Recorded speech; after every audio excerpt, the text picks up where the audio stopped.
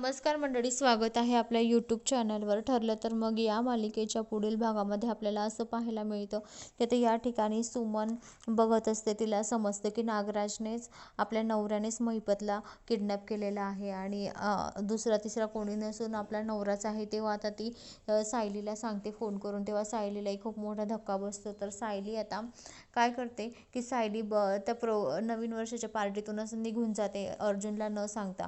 पण आता ती तिथून निघून गेल्यावरती ज्या ठिकाणी सुमनने बोलवलेलं असतं, ज्या ठिकाणी महिपतला किडनॅप केलेलं असतं त्या ठिकाणी निघून जाते. तर आता इकडे अर्जुन शोधत असतो की सायली कुठे गेल्या, मिसेस सायली कुठे गेल्या. तेव्हा आता चैतन्य म्हणतो, अरे चल ना पार्टी एन्जॉय करू ना, तू काय बाहेर थांबलाय. तेव्हा अर्जुन म्हणतो, अरे मिसेस सायलीचा काही फोन लागत नाही आहे आणि त्या मला दिसल्या पण नाही केव्हाच्याच, कुठे काय मला काही माहीत नाही. तेव्हा आता चैतन्य म्हणतो, अरे असतील वहिनी घरामध्ये इकडे तिकडे कुठेतरी.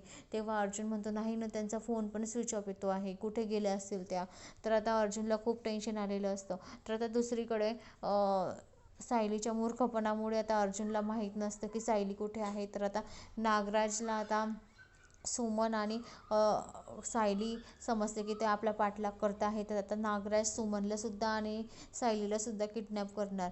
हे आपल्याला येणाऱ्या पुढील भागात पाहायला मिळेल की आता नागराज कसं सायलीला आणि सुमनला किडनॅप करतो आणि अर्जुनला पत्ता कसा लागतो की आपली सायली नागराजच्या ताब्यात आहे. हे आपल्याला येणाऱ्या पुढील भागात पाहायला मिळेल. तर मंडळी, अशाच मालिकेच्या नवीन अपडेटसाठी चॅनलला लाईक आणि सबस्क्राईब करा, शेअर करायला विसरू नका. धन्यवाद.